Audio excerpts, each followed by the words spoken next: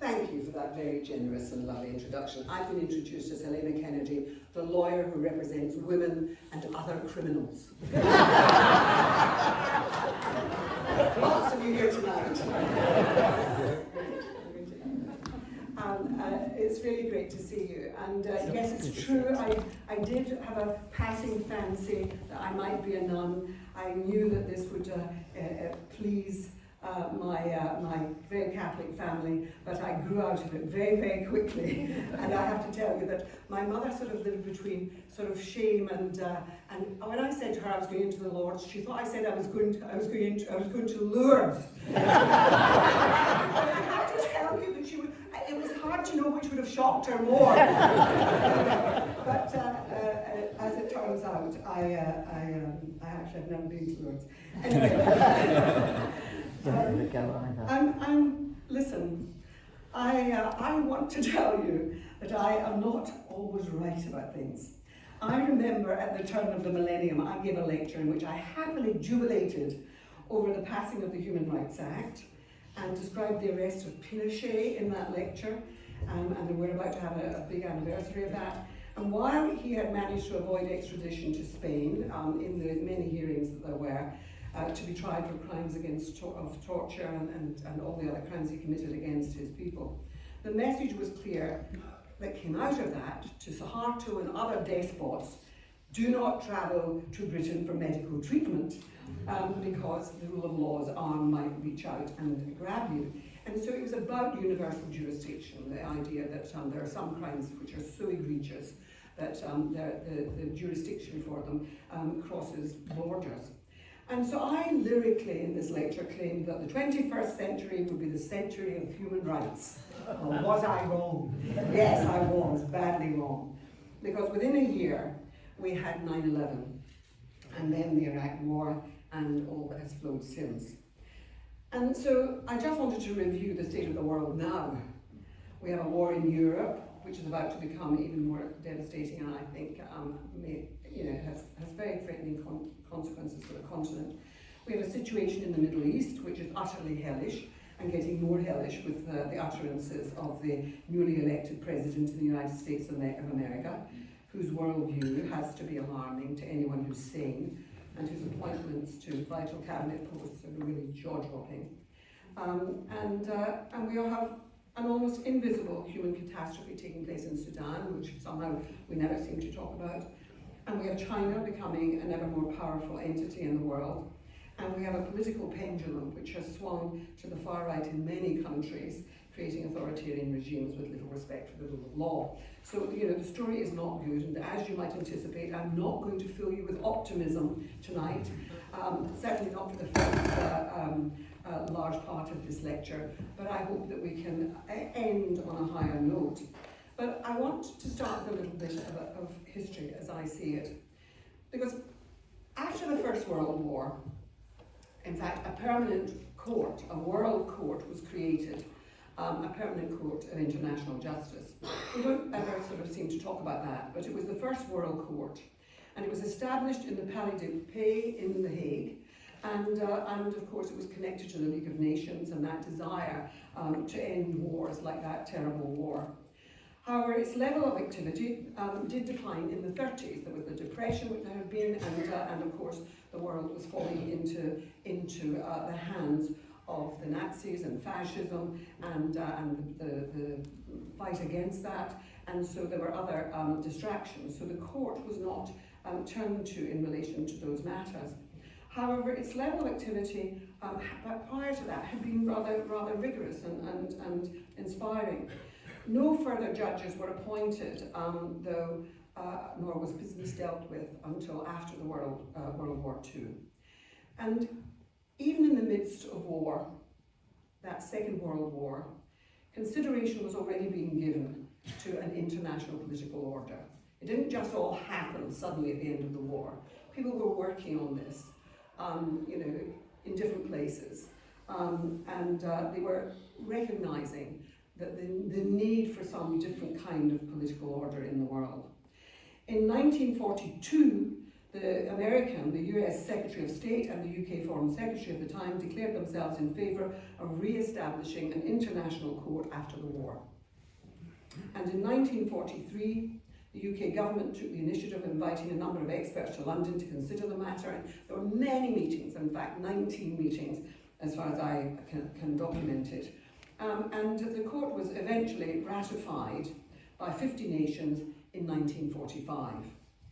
And of course, it grew from that initial 51 signatories to 193 in 2020. The first case concerned the law of the sea and those things that concern nations. It involved incidents in the Corfu Channel and was brought by the UK against Albania. So, I mean, the whole point of the International Court of Justice was that it would be an integral part of the new order that was created after the Second World War. It would deal with territorial disputes, as between states, but also the most grievous of crimes like genocide. It was to resolve disputes between states, not to prosecute individuals, but it was to have ultimate authority where there were disputes between states. And I emphasise that because it's very different from the International Criminal Court, and it's not always clear to everyone. So at this time, as the court was being created, Eleanor Roosevelt at the same time was drawing together another set of jurists to consider what sort of global law could be created to prevent the horrendous crimes of the Holocaust ever being committed again. And she started having gatherings in an apartment she had. Her husband had died. Her apartment in Washington Square in New York became the place to which jurists from around the world would gather. And they came from everywhere, including the United Kingdom, but from Canada and Brazil and from the Middle East and from certainly Lebanon, but from China, from Russia and so forth. Nobody came with clean hands. Don't imagine that this was a meeting of the virtuous. People were recognizing that in the United States of America, there was still Jim Crow law. We were still a colonial nation that was not doing very many all those good things in the places which we colonized. And there were great movements afoot for independence in many places. In 1948, of course, then, because we know about India and so on, but it was happening in Africa too, this growth of anti-colonial movements. The gulags in the Soviet Union were a horror that we were coming to know about, certainly as in the after-war period. That we knew that wrongs were happening to women around the world, although women didn't seem to take up much of the conversation. But there were really terrible abuses taking place, but it was set against the backdrop of that horror of 6 million Jews having been monstrously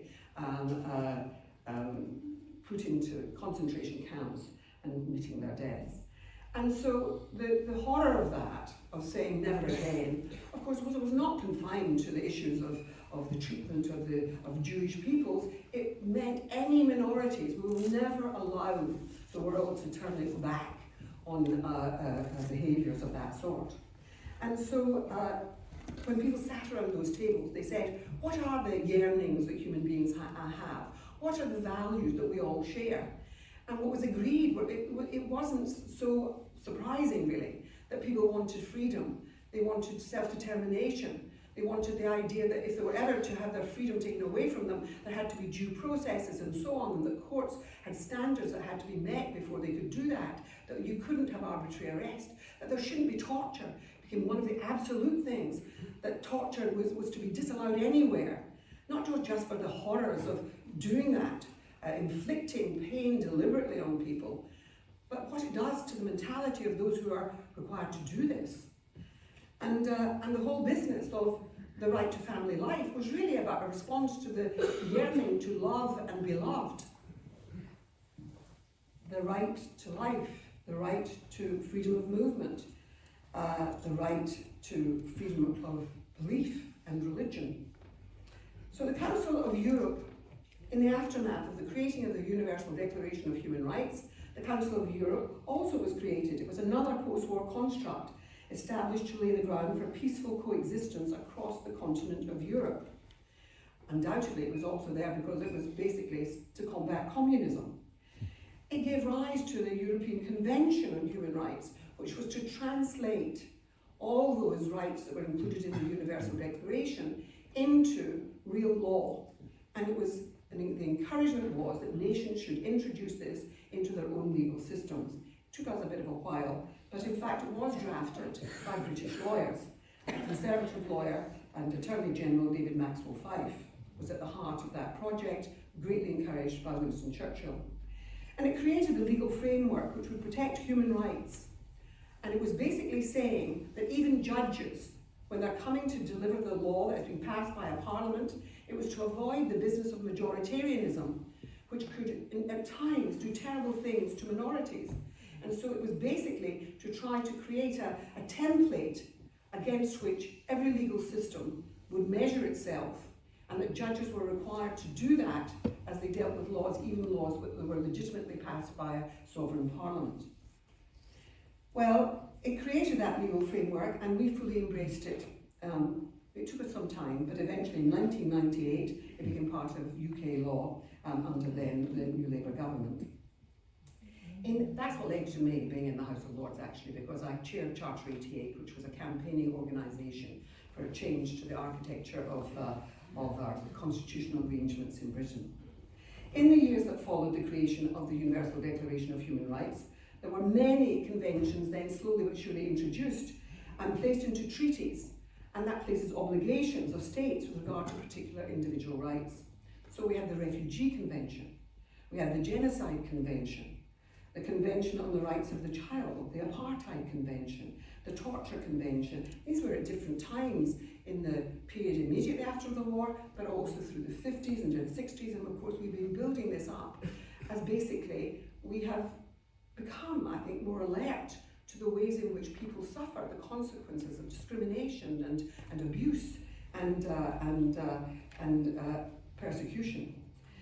And so we have, even in more recent times, had the Convention on Ending Discrimination Against Women, the Istanbul Convention to prevent violence against women and girls, and we've encouraged other nations to draw those into their law. And I was involved in the sort of early part of building up Afghanistan, in insisting that women should be allowed to go to the law schools, that women had to be part of the legal system, and that we had to introduce the Istanbul Convention to prevent violence against women and girls in Afghanistan. And it became part of why I became so involved with the women lawyers and judges and champions of human rights there. But the laws of war were also altered significantly after the Second World War. The horror of the bombings of Coventry and Dresden meant that we revisited the Geneva Conventions and the laws of war. While a nation was entitled, of course, to defend itself, such steps had to be discriminatory and proportionate. What does that mean? Discriminatory meant you had to discriminate in targeting your enemy, discriminate between civilians, and you had to be proportionate in the steps that you took, even to meet your military targets. A people could not be starved into submission. Prisoners of war had to be treated with humanity. The 70s saw the creation of a number of really important organisations, and then they became multiplied. We saw the creation of Amnesty International. Some of you might remember its creation, and the idea was that we would write letters to nations and to prisons where people were political prisoners. The Human Rights Watch was created to make human rights a reality. And both those organisations have been monitoring and documenting falls from grace, both by the terrible dictatorial regime, but also by the ways in which those nations that we want to set the standards could also at times fall from grace. And it was civil society that was taking up the cudgels to protect human rights. And since then, organisations have proliferated and human rights instruments and charters and laws have taken root. So you now have, you have the Arab Charter, the Canadian Charter, the South African Constitution, albeit that some have not enjoyed the full gusto of implementation that we would have wanted, and I point particularly at Saudi Arabia or the Emirates, and my heart sinks. I was involved in the investigation into the case of Jamal Khashoggi and went to Turkey and heard the hellish tapes of that man being murdered because the place where his death took place was being bugged by the security forces or the intelligence agencies of Turkey. I acted for a young woman called Caitlin McNamara in relation to her the terrible sexual abuse she experienced at the hands of one of the royals in the Emirates. The end of the Cold War in the early 90s was an extraordinary shift in the tectonic plates of the globe. Apartheid in South Africa ended. Many of you, like me, would have been very active in the anti-apartheid movement.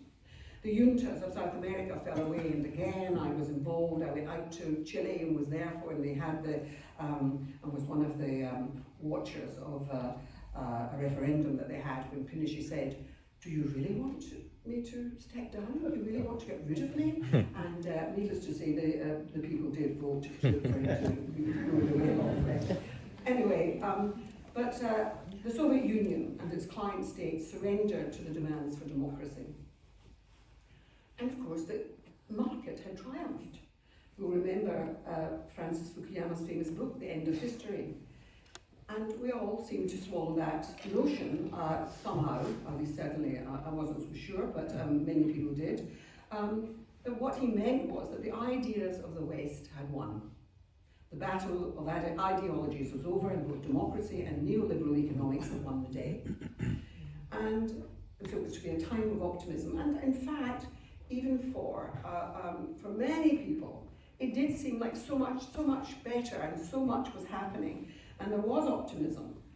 And for me, it was not only the introduction of the Human Rights Act, but it was the creation of the International Criminal Court in 2000, which had the support of many nations. And the idea was, and because it became clear to us that just getting one state to bring another state to the International Court of Justice, the World Court, meant that sometimes when there were findings against a nation, it was against the people who really were subject to bad government, by the control of people who were monstrous authoritarians, or people who were leading them, who were behaving badly and seizing territory of others and so on, not because the people wanted it. And so you ended up having sanctions and things created against nations, and the people were suffering the consequences. So the creation of the International Criminal Court meant that individual perpetrators of human rights abuses could be brought to justice. So you've got to see that distinction, which was that individuals are being brought for their human rights failings, as distinct from bringing a whole state. And it was why it was possible for the ICC to arrest and convict Charles Taylor for his crimes in Africa. You'll remember that he's sending militias into his neighbouring country. It's why it has been possible for warrants to be issued against Putin and his Commissioner of Children after his invasion of Ukraine and his enforced removal of thousands of children. I'm currently working for it. It's not something that I've set up. I was involved in a war crimes task force that was created after the illegal invasion of Ukraine, and I was dealing with crimes against women and children, and so I've ended up working in partnership with the President's Office about the return of children who have been abducted and basically taken into Russia and disposed around the whole of that huge territory so that people don't know where they are, and we're talking about thousands of children. By 9/11, the year after my great lecture saying, this is going to be the century of human rights, we're going to make great advances in the pursuit of peace and justice, well, I'm afraid that that following year on 9/11, terrible crimes were committed, which in turn led to, as you know, to the invasion of Afghanistan, to the war on terror, the Iraq War, Guantanamo Bay, that black hole where no law applied at all in the early years after 9/11, and where torture was commonplace. I want us to remember Rumsfeld and Cheney and waterboarding and the permission to torture. I want us to remember the scandal of Abu Ghraib and the sexual humiliation, degradation of people who were in custody. And then there was our own descent into disgraceful practices. This was the start, I think, of this era of darkness. The altered advice on the legality of the Iraq War, detention without trial for suspects of foreign origin, the use of evidence which was the product of torture, rendition, Thank God we had passed the Human Rights Act, because it meant we were able to take these cases to our highest court and had a bench of judges who understood human rights. And that's the thing about it, is that it was basically, it changed our way of lawyering and a way of judging, but we're now seeing a kickback from certain reactionary lawyers who are wanting to turn the clock back. But it was a very interesting time. We had a bench of judges who really did understand human rights, led by Tom Bingham. But Lord Hope, a Scottish judge who was on that, gave an amazing lecture at that time about the history of torture.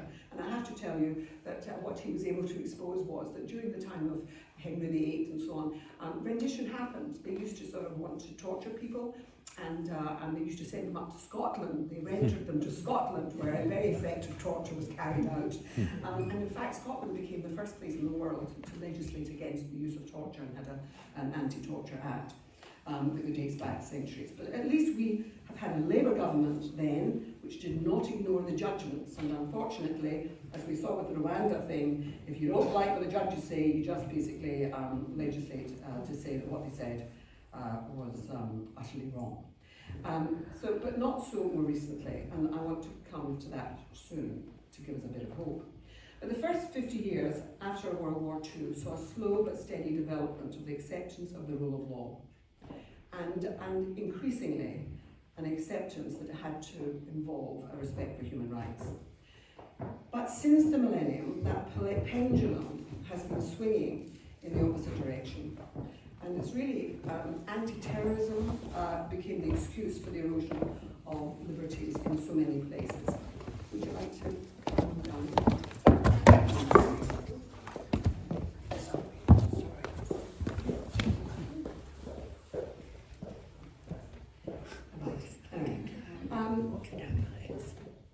I was saying that anti-terrorism became the erosion, the excuse for the erosion of civil liberties, because the Patriot Act in the United States was really an incredible shift in the constitutional rights that there had been. But we saw it happening across Europe, and nations which looked as though they had been emerging from totalitarianism became intoxicated, not only with the idea that they too would repress their terrorists.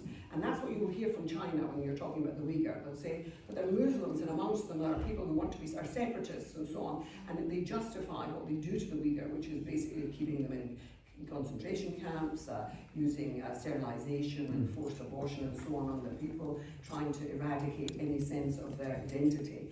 And I could go on, but in relation to that, I'm one of the people that's sanctioned by the Chinese for speaking out about it. But what we've seen there is they talk about it as being anti-terrorism, as Russia does in relation to so many of the people that it crushes.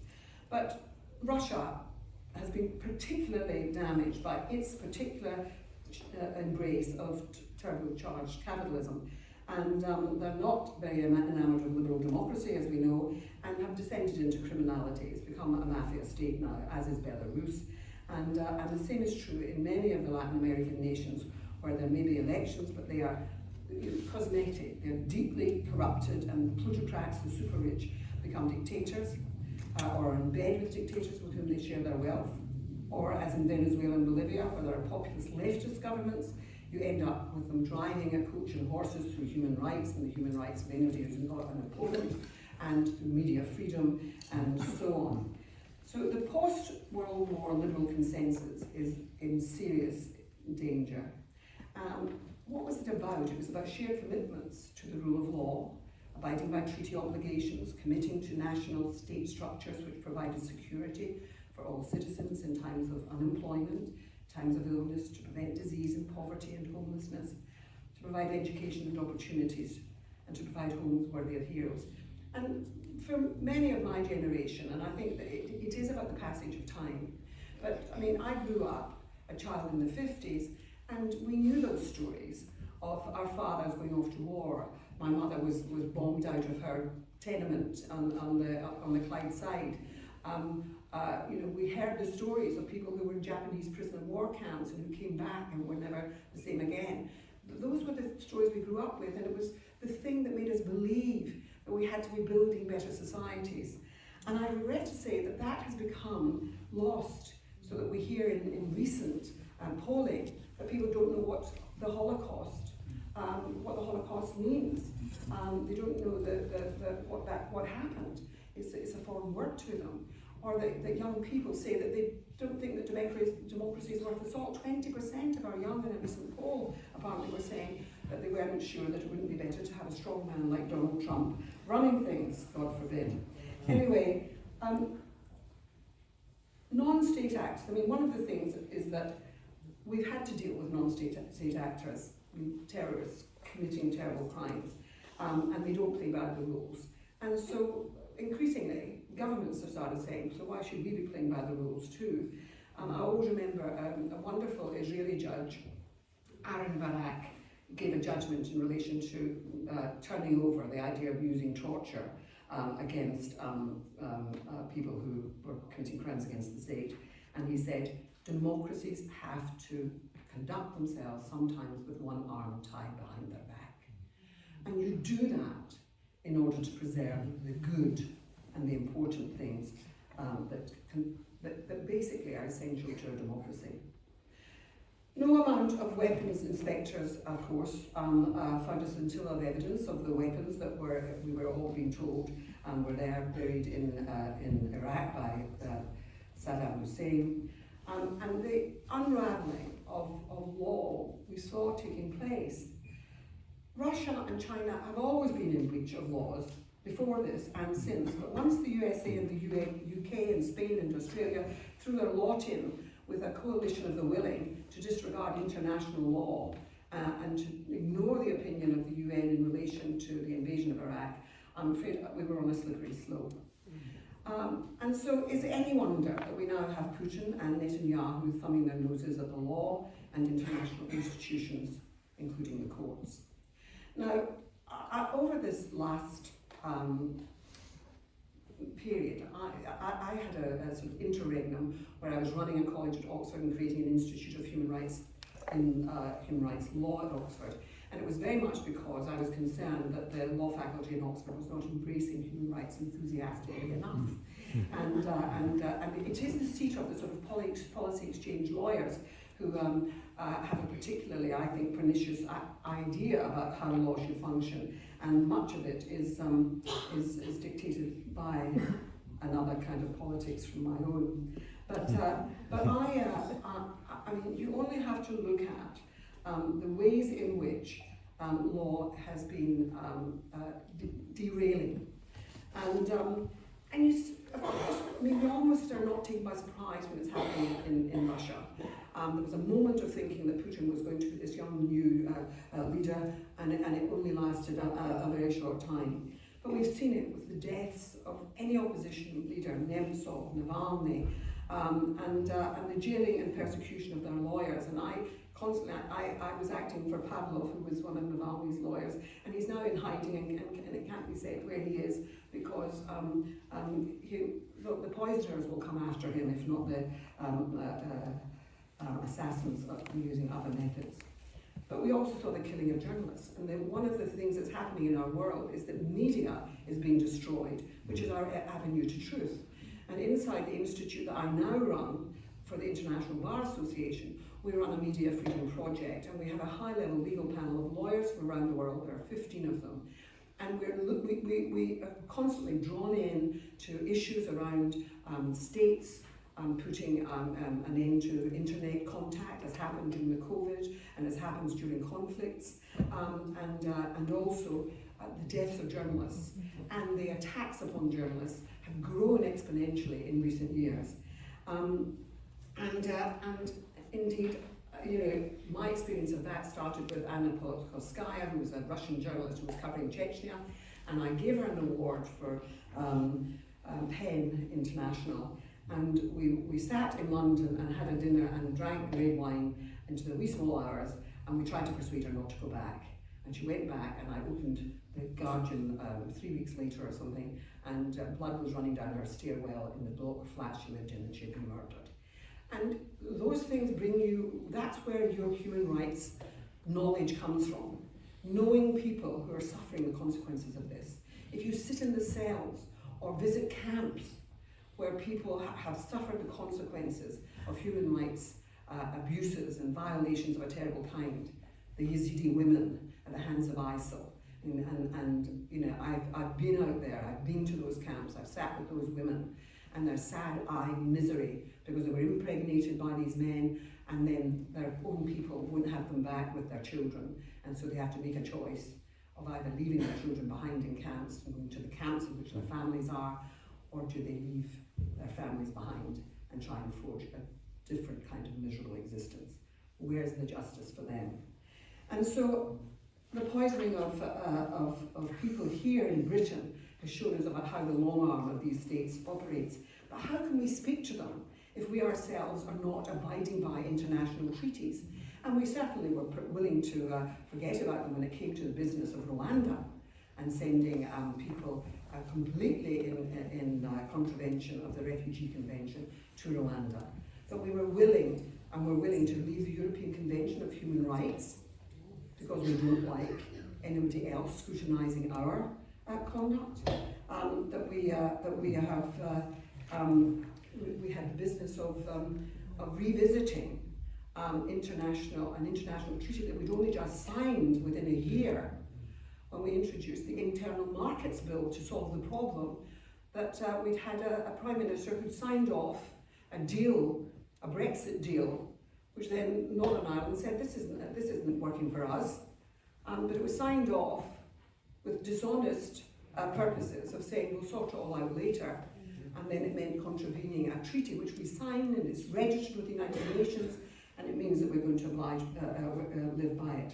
So I'm afraid that our commitments, we who were the authors of this, we who were so much at the centre of this, we who played such an important part in the development of the European Convention of Human Rights and the ways in which we have mutual agreements where we had with other states across Europe, is now being talked about as if we can interfere with it and throw it aside.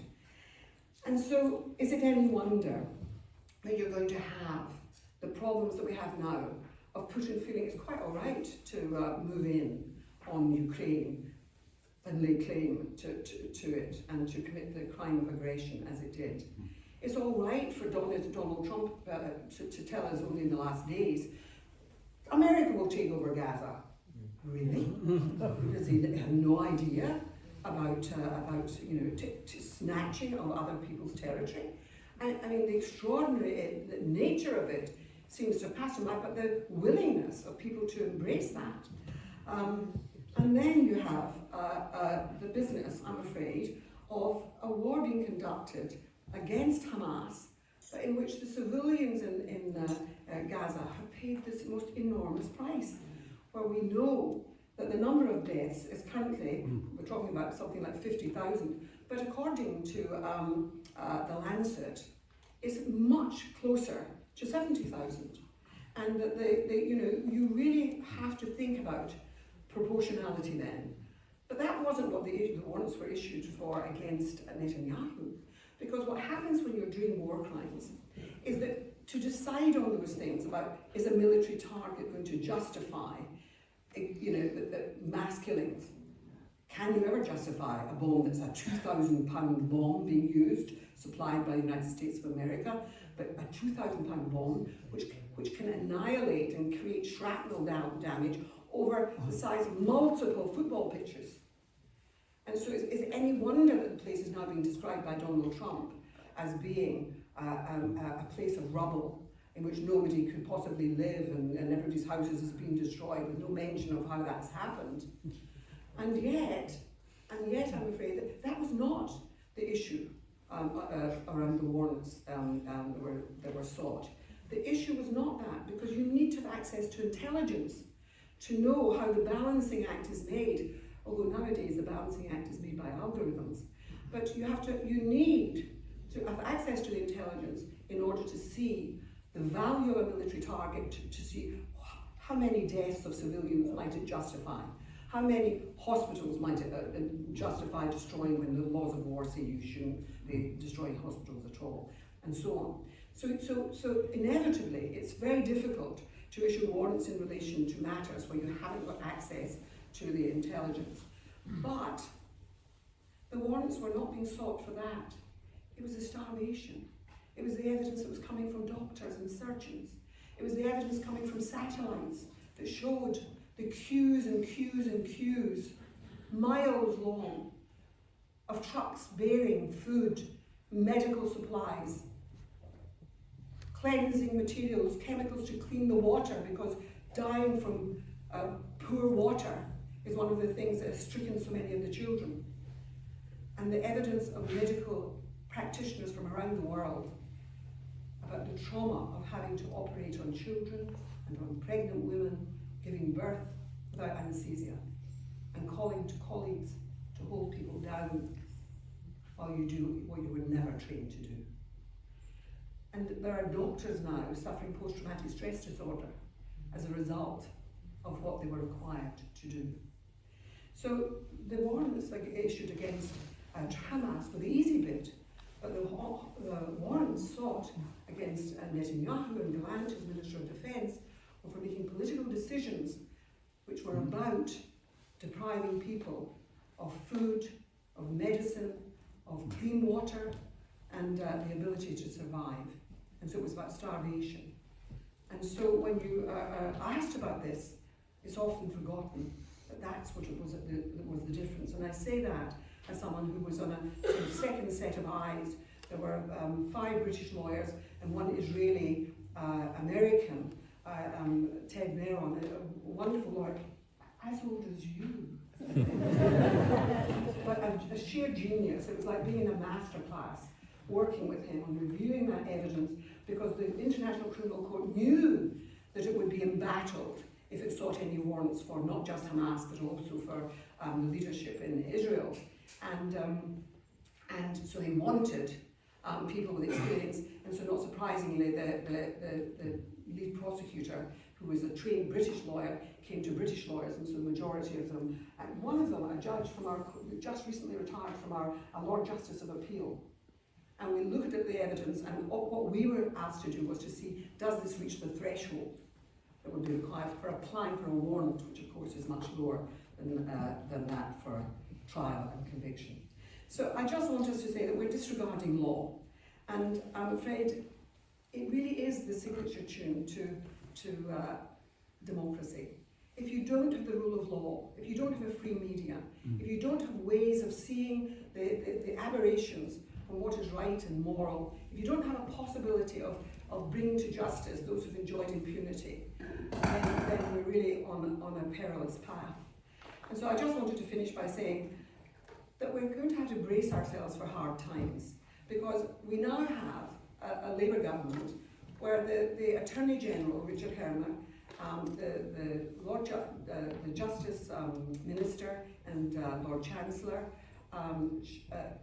these are really great lawyers, and they've made a commitment, because I was there present in the courts of justice when they swore their allegiance, and also swore that they would honour the rule of law. And if you heard their speeches, it was very clear that that was what would guide them in the work that they would be required to do and the advice that they would give.